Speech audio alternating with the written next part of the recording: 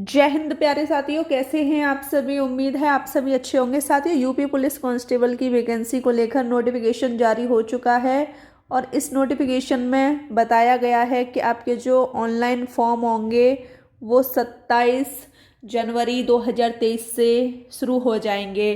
तो अब हमको बहुत ही अच्छे लेवल की पढ़ाई करनी है और पॉलिटी की ये आपकी लास्ट क्लास है, फिर आपकी पॉलिटी फिनिश।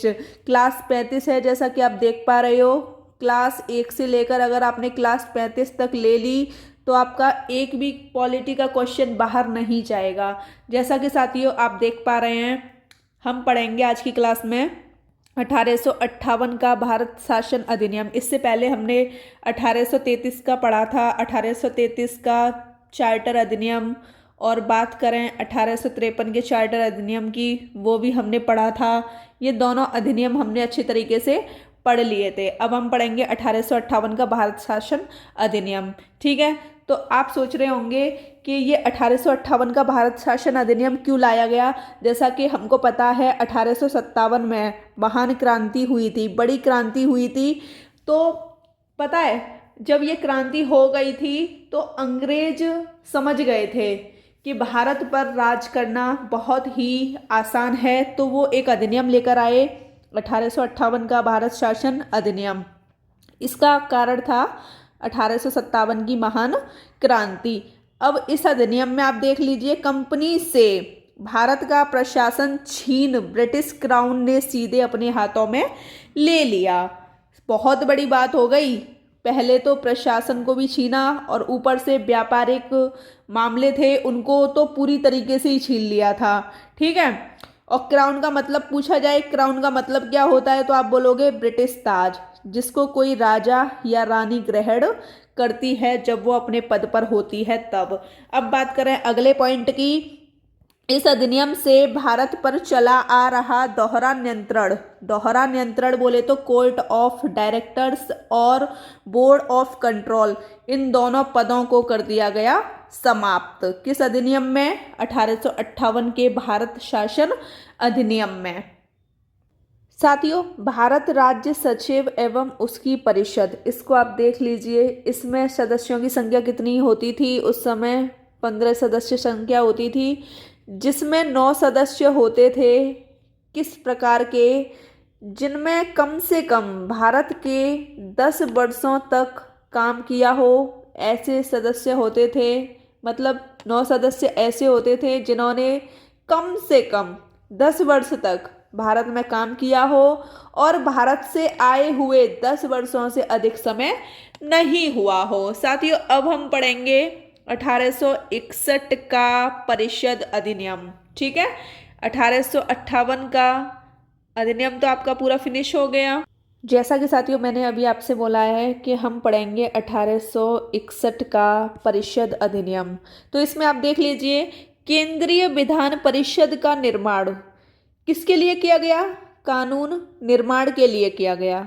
अब बात आती है, यहाँ का जो प्रमुख था वो कौन था? Viceroy, governor general. ठीक है, केंद्रीय परिषद की बात की जाए, विधान परिषद की बात की जाए तो इसमें कितने सदस्य थे?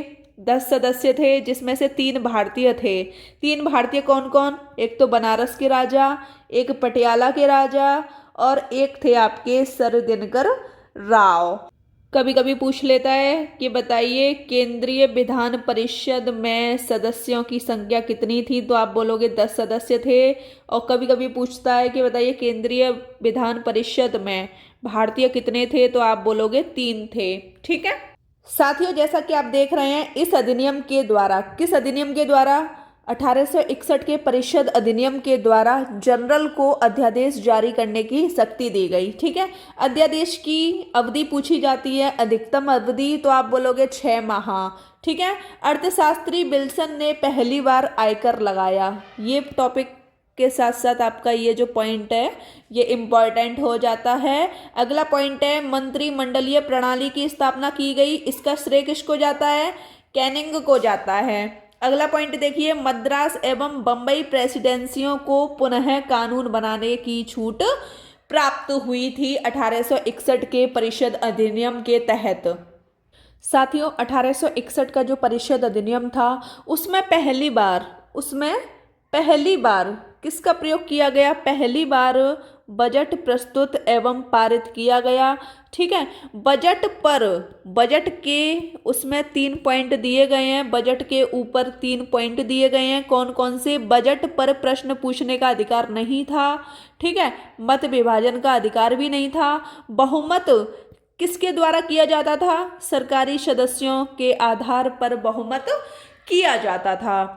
वोटिंग किसके आधार पर की जाती थी? सरकारी सदस्यों के आधार पर। अब हम पढ़ेंगे 1892 का भारत शासन अधिनियम।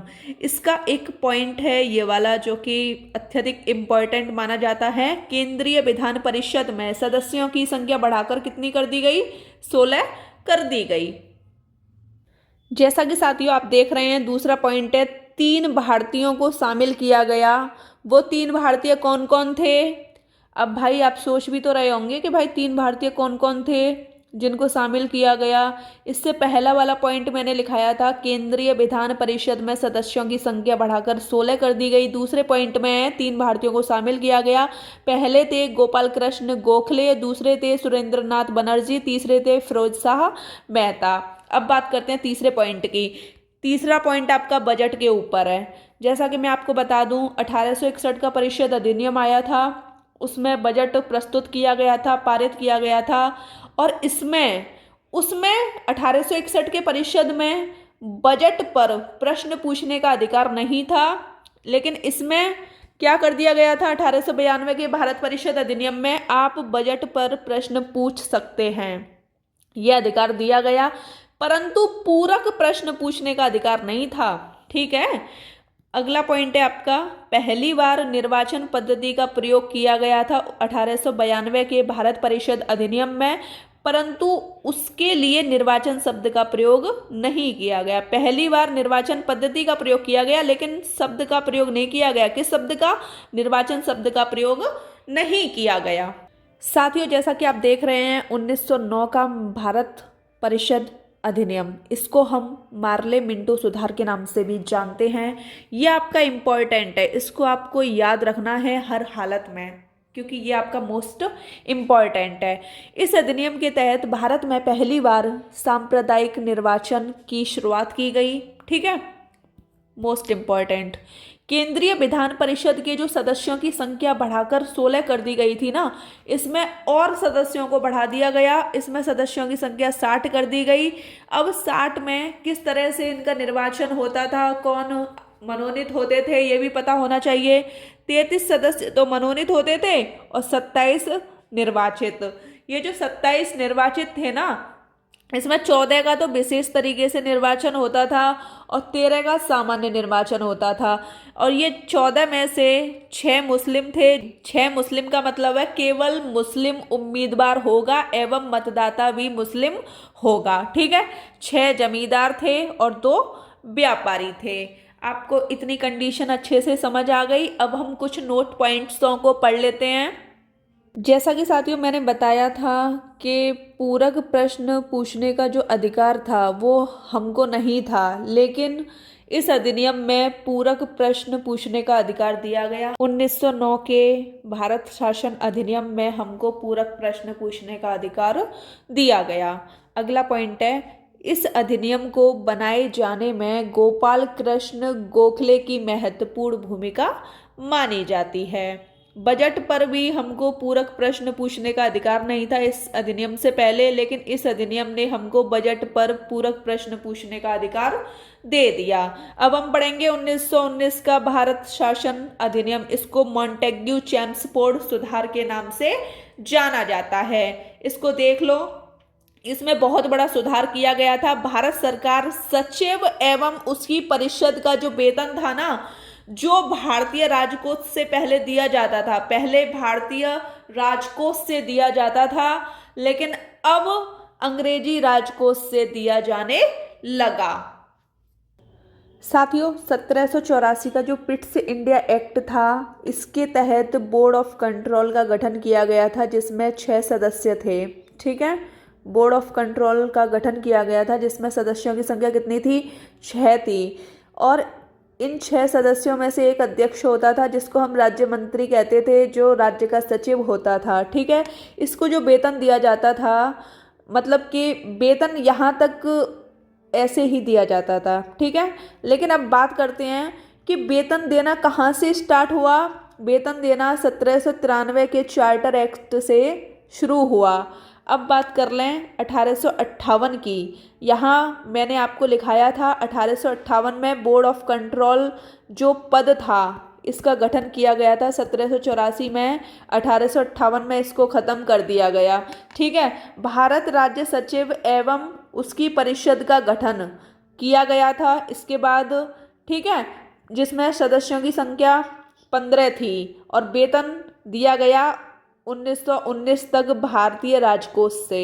1919 में फिर हमने अंग्रेजी राजकोष से वेतन देना शुरू किया था।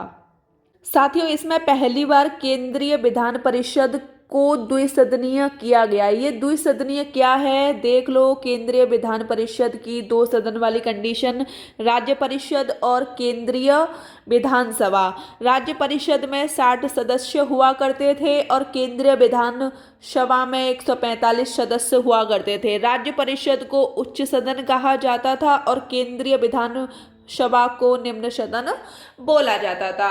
अब हम अगले पॉइंट की बात करते हैं। पहली बार केंद्र एवं राज्यों के बीच शक्तियों का किया गया था बंटवारा।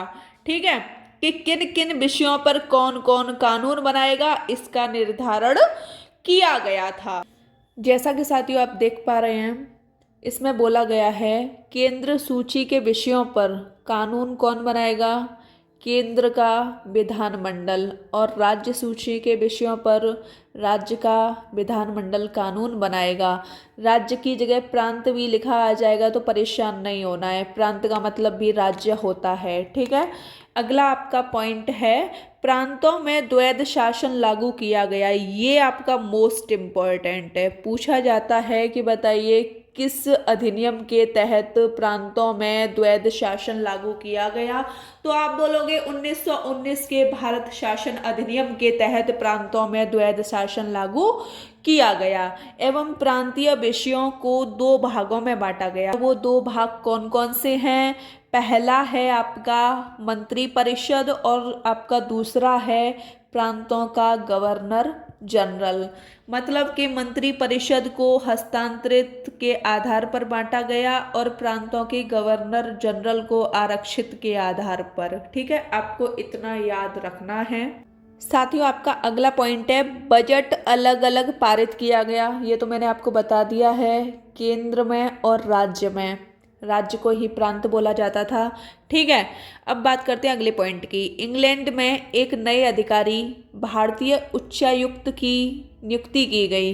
भारतीय उच्चायुक्त, ठीक है, भारतीय राज्य सचिव के कुछ कार्यों का दायित्व सौंपा गया था भारतीय उच्चायुक्त को। अब इसका जो वेतन था ना, वो भारतीय राजकोष से ही दिया जाने लगा। साथियों, इतना आपको पढ़ना है 1919 के भारत शासन अधिनियम में। साथियों, ये जो आप देख रहे हो ना 1935 का भारत शासन अधिनियम, ये आपका सबसे बड़ा अधिनियम है और सबसे महत्वपूर्ण है। इसके सारे पॉइंट्स आपको अच्छे तरीके से याद होने चाहिए। ठीक है, भारतीय संविधान पर सर्वाधिक प्रभाव भारत शासन अधिनियम का ही पड़ा है। अगला पॉइंट, संविधान के लगभग 200 प्रावधान इसी अधिनियम से लिए गए हैं। अब जिनमें से प्रमुख प्रावधान हैं वो मैंने लिख दिए हैं। संघीय व्यवस्था, लोकसभा आयोग, शक्तियों के वितरण की 3 सूचियां, संघ सूची, राज्य सूची और समवर्ती सूची इसमें आती हैं। राज्यपाल का कार्यालय, आपातकालीन उपबंध, ये हमने भारत शासन अधिनियम से लिए हैं, 1935 के भारत शासन अधिनियम से। अब बात करते हैं अगले पॉइंट की। यह एक लंबा अधिनियम था, विस्तृत अधिनियम था, जिसमें 14 भाग, 321 अनुच्छेद व 10 अनुसूचियां थीं। ये हमको याद होना चाहिए, पेपर में पूछ लिया जाता है। साथियों, अगला पॉइंट है आपका, इस अधिनियम के द्वारा प्रांतों में द्वैत शासन जो लगाया गया था ना, उसको समाप्त कर दिया गया था। ठीक है, एवं केंद्रों में यह व्यवस्था प्रारंभ कर दी गई थी। द्वैत शासन की व्यवस्था केंद्रों में शुरू कर दी गई थी और प्रांतों से समाप्त कर दी गई थी। ठीक है, किस अधिनियम के द्वारा? भारत शासन अधिनियम 1935 के द्वारा। अगला पॉइंट है, इस अधिनियम से केंद्र के साथ कुछ प्रांतों में द्विसदनीय विधानमंडल की स्थापना कर दी गई। और वो आपके कौन कौन से प्रांत हैं देख लीजिए। बंगाल है, बिहार है, बम्बई है, मद्रास है, असम है, संयुक्त प्रांत है। यहाँ पर द्विसदनीय विधानमंडल था। ठीक है, अब बात करते हैं अगले पॉइंट की, जो कि मोस्ट इम्पॉर्टेंट है। नई दिल्ली में संघीय न्यायालय की स्थापना की गई। ठीक है, अगला पॉइंट है, शक्तियों के वितरण की 3 सूचियां बनाई गई। उस समय संघ सूची, राज्य सूची और समवर्ती सूची में उस समय कितने विषय थे? संघ सूची में आपके 59 विषय थे, राज्य सूची में 54 विषय थे, समवर्ती सूची में 36 विषय थे। आप मुझे कमेंट सेशन के माध्यम से बताओगे कि वर्तमान में संघ सूची में कितने विषय हैं, राज्य सूची में कितने विषय हैं और समवर्ती सूची में कितने विषय हैं। साथियों, आपका अगला पॉइंट है, अवशिष्ट विषयों पर कानून बनाने की जो शक्तियां थीं वो किसको दे दी गई? गवर्नर जनरल को दे दी गई थी। ठीक है, अगला पॉइंट है, इस अधिनियम से वर्मा को भारत से अलग कर दिया गया था। ठीक है साथियों, आपका 1935 का भारत शासन अधिनियम पूरा फिनिश हो चुका है। आज आपकी पॉलिटी पूरी फिनिश हो गई है। क्लास 1 से लेकर 35 तक अगर आपने मेरी क्लासेस ले ली तो यूपी पुलिस कांस्टेबल में 5 क्वेश्चन आएंगे, 5 में से आप 5 एकदम सही करके आओगे। ये मिशन वर्दी चैनल की 100% की गारंटी है। अपने आप में हम लोग 100% गारंटी ले रहे हैं। नहीं तो विश्वास नहीं होता, मॉक टेस्ट लगाइए, एक भी क्वेश्चन आपका बाहर नहीं जाएगा। ठीक है साथियों, मैं बस आपसे यही कहना चाहूँगी। वीडियो अच्छी लगी हो तो चैनल को सब्सक्राइब कीजिएगा, लाइक कीजिएगा, शेयर कीजिएगा।